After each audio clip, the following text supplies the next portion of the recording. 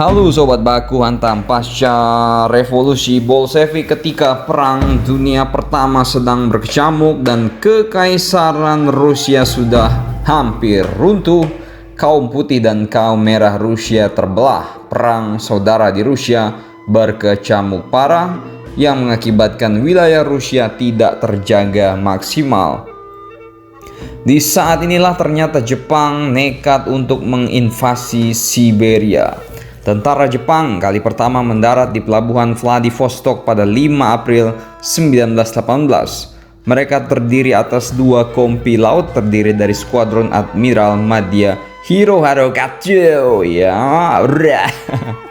dan operasi ini dipicu oleh pembunuhan 2 warga Jepang yang dilakukan di kota itu sehari sebelumnya. Nah, ini dijadikan alasan Jepang untuk menginvasi lah, ya kan. Tanpa perlawanan, Jepang dengan cepat menguasai pelabuhan dan pusat Vladivostok. Serangan Jepang yang telah lama direncanakan dari timur ini telah terjadi dan pemerintah Soviet bereaksi pada hari yang sama. Jepang sepertinya ingin mencekik revolusi Soviet, memutus Rusia dari Samudra Pasifik, dan merebut hamparan Siberia yang kaya raya, serta bisa saja Jepang ini akan memperbudak pekerja dan petani Masha and the Bear Siberia. Perang dunia memberikan Jepang hadiah yang tak terduga, yaitu harta karun yang tak ternilai di Siberia. Pada Oktober 1918, pasukan Jepang dari timur jauh Rusia berjumlah lebih dari 72.000 tentara mengamankan wilayah tersebut.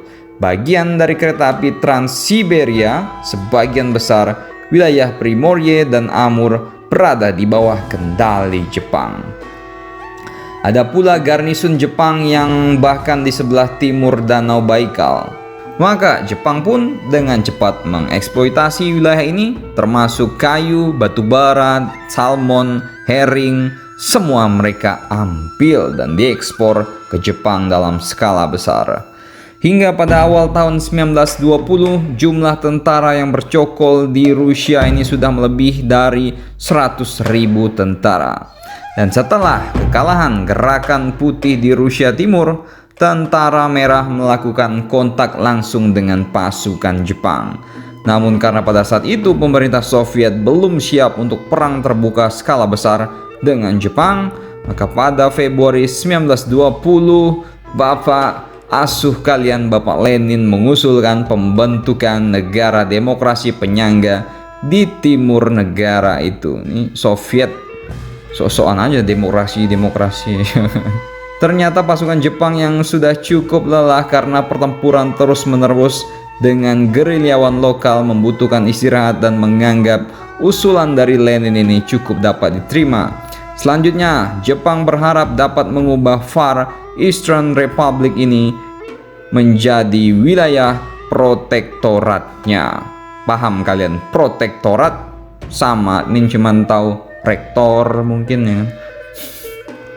Harapan ini tidak ditakdirkan untuk menjadi kenyataan. Far Eastern Republic ini hampir sepenuhnya dikendalikan oleh Moskow.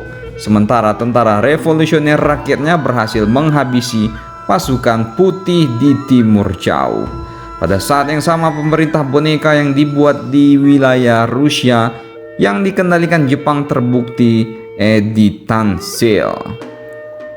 Selain itu, Tokyo berada di bawah tekanan diplomatik yang kuat dari Amerika Serikat yang tidak ingin melihat sang saingan geopolitik Pasifiknya memperkuat posisinya. Pada akhirnya negara matahari terbit ini mulai berangsur-angsur kehilangan pijakannya di timur jauh Rusia, dan tentara Jepang harus meninggalkan Vladivostok pada 25 Oktober 1922 dan Jepang pun kehilangan kendalinya atas Sakhalin Utara, dan juga setelah negosiasi panjang mereka juga harus melepaskan beberapa wilayah yang bersengketa dengan Soviet. Bagaimana menurut kalian mengenai sejarah Jepang yang menginvasi Rusia ini? Silakan komentar kalian di bawah.